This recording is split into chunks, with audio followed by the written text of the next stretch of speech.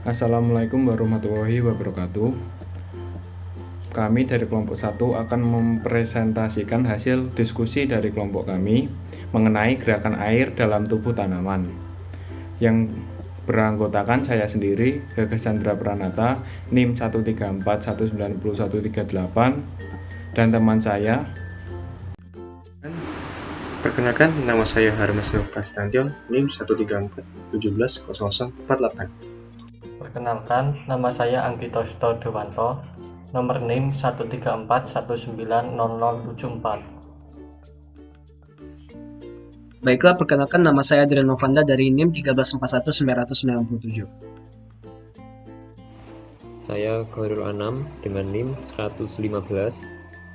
Yang pertama yaitu transport air. Setelah zat-zat yang menembus masuk ke dalam jaringan akar, selanjutnya yang akan diangkut menuju daun untuk diolah menjadi berbagai zat yang dibutuhkan dalam tubuh, seperti lemak, protein, vitamin, dan zat-zat penting lainnya.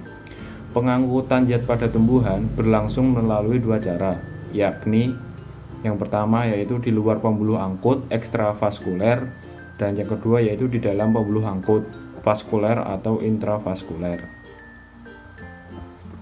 Selanjutnya yaitu faktor yang mempengaruhi pengangkutan air. Yang pertama yaitu faktor internal. Faktor internal yaitu dapat berupa daya tekan akar, tingkat bukaan stomata, daya kapilaritas, dan daya hisap daun. Yang kedua yaitu faktor eksternal. Faktor eksternal dapat berupa faktor klimatik dan faktor edafik. Selanjutnya adalah teori permeabilitas sel. Setiap sel memiliki keistimewaan, antara lain memiliki membran yang merupakan batas dari sel dan bagian internalnya yang bervariasi. Membran sel berperan dalam menetapkan batas-batas dari sel, sebagai tempat terjadinya fungsi khusus berisi protein transport yang menyediakan dan mengatur pergerakan substansi-substansi yang masuk dan keluar dari sel dan bagian-bagiannya. Permeabilitas membran merupakan ukuran kecepatan suatu spesies menembus membran. Permeabilitas dipengaruhi oleh jumlah pori, ukuran pori, tekanan yang dioperasikan, dan ketebalan membran. Selanjutnya yaitu molekul lipid. Molekul lipid menyusun membran sebagai dua lapis lipid yang kontinu. Lemak pada membran sel memiliki tingkat variasi yang tinggi tergantung pada jenis spesies sel hewan atau sel tumbuhan. Molekul lemak tersebut terdiri dari fosfogliserida, sphingolipid, dan sterol sebagai kelompok mayor atau kelompok besar, sedangkan lemak yang memiliki gugus karbohidrat dan tidak memiliki gugus fosfat dinamakan sebagai glikolipid. Baiklah, saya di sini akan menjelaskan tentang tekanan difusi pada suatu tanaman. Nah, jadi proses difusi itu apa? Proses difusi itu merupakan suatu perpindahan molekul larutan berkonsentrasi tinggi menuju ke larutan berkonsentrasi rendah tanpa melalui selaput membran. Nah, contohnya itu adalah teh tawar yang dimasukkan sesendok gula, di mana teh tawar tersebut akan menjadi manis lama-kelamaan. Nah, proses difusi itu sendiri juga merupakan suatu prinsip yang menggerakkan suatu partikel, di mana partikel tersebut meliputi karbon dioksida, oksigen, dan H2O. Nah, gerak partikel zat tersebut dipengaruhi oleh beberapa faktor penting. Nah, yang pertama itu adalah beda suhu, di mana setiap zat cenderung bergerak. Jadi tenaga gerak tersebut semakin lama semakin tinggi jika suhu yang didapatkan itu semakin tinggi. Contohnya itu adalah air yang dipanaskan. Jadi molekul air akan bergerak lebih cepat jika air tersebut dipanaskan lama-kelamaan. Nah, adanya gerakan zat ini itu dapat mempengaruhi salah satu pendorong atau menjadi salah satu pendorong masuknya zat ke dalam akar. Yang kedua itu adalah beda konsentrasi, di mana perbedaan konsentrasi itu akan membangkitkan tenaga gerak suatu zat.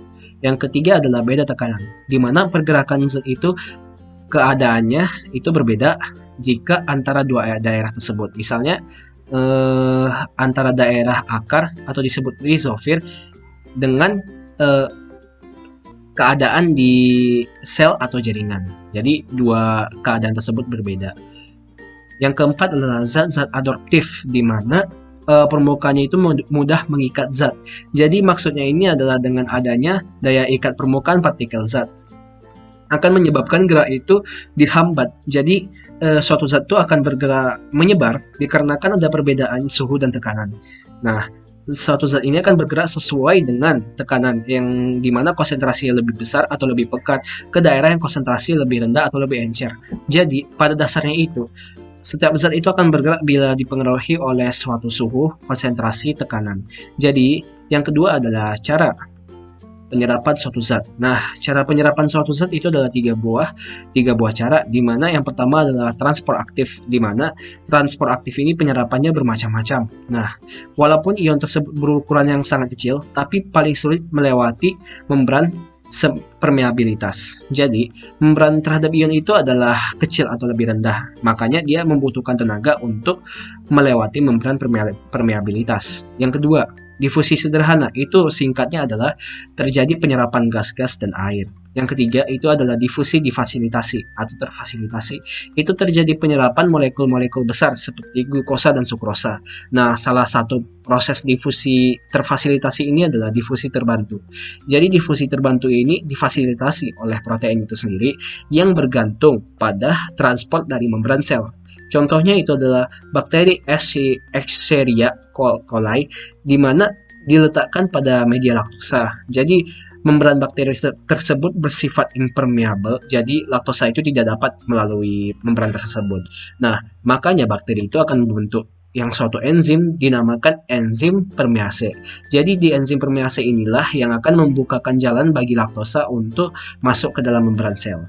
Nah, selanjutnya itu adalah tekanan osmosis pada tanaman, di mana osmosis itu merupakan fenomena penting yang ada di dalam sistem biologi, karena kebanyakan membran biologis itu termasuk semi-permeable.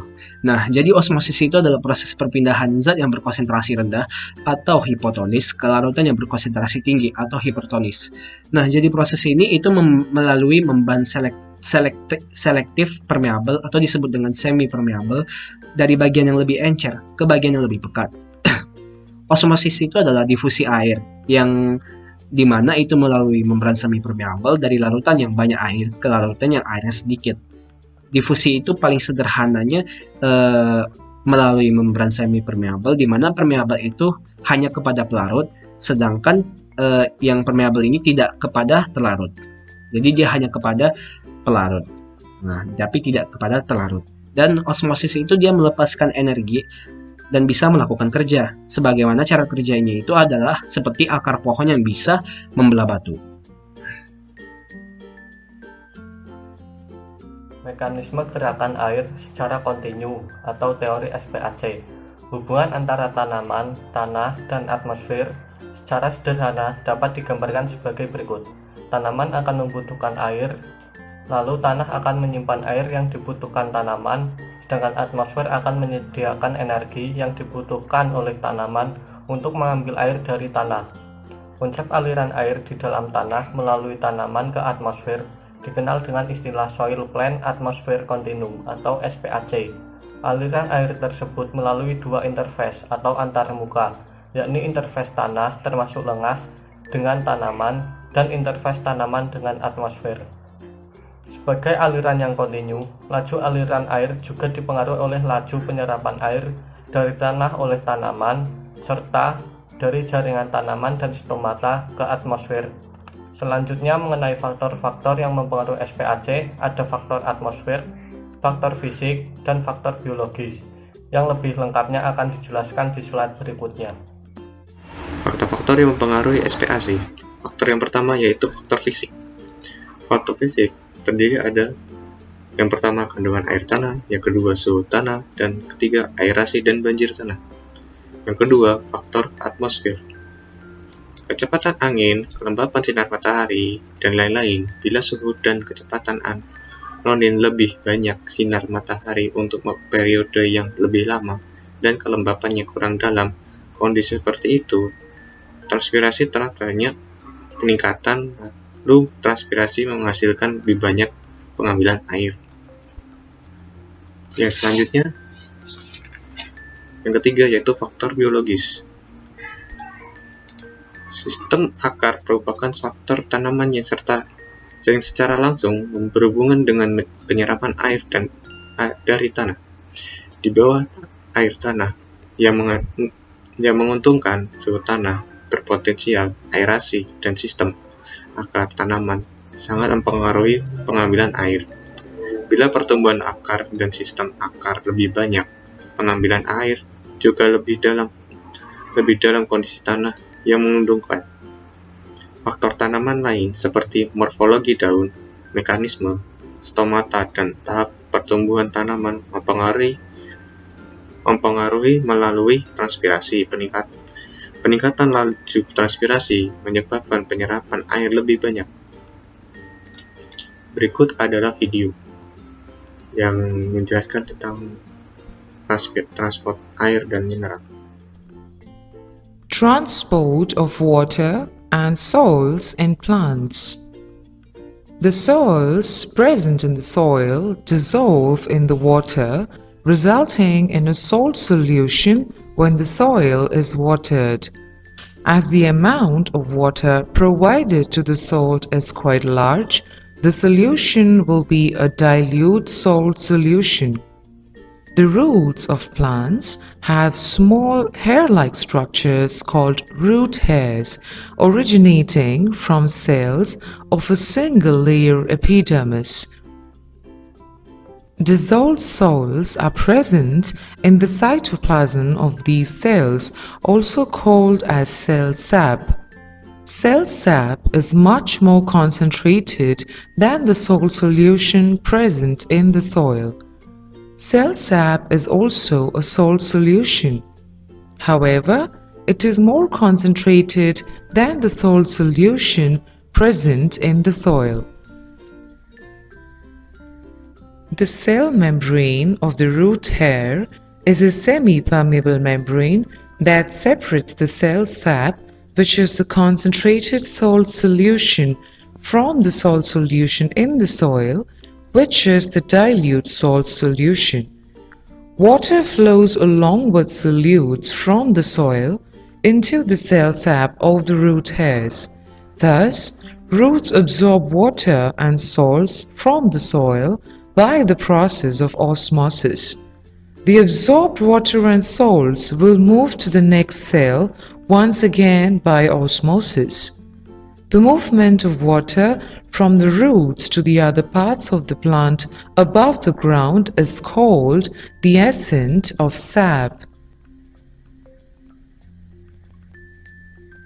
Water is transported from the roots to the leaves through the xylem vessels. Water and salts from the root hairs pass into the epidermal cells and to the cortical cells, then to the endodermic cells, and finally into the xylem. The transport of water from the roots to the leaves is aided by the physical and the chemical properties of water and the composition of walls in the xylem vessels. These vessels are made of lignin and cellulose, which have strong attraction of water molecules. A thin continuous layer of water is formed in the walls of the xylem vessels. This is because of the strong attraction or adhesive force. Between the water molecules themselves, there is a strong attraction or a coercive force due to the formation of hydrogen bonds between the water molecules.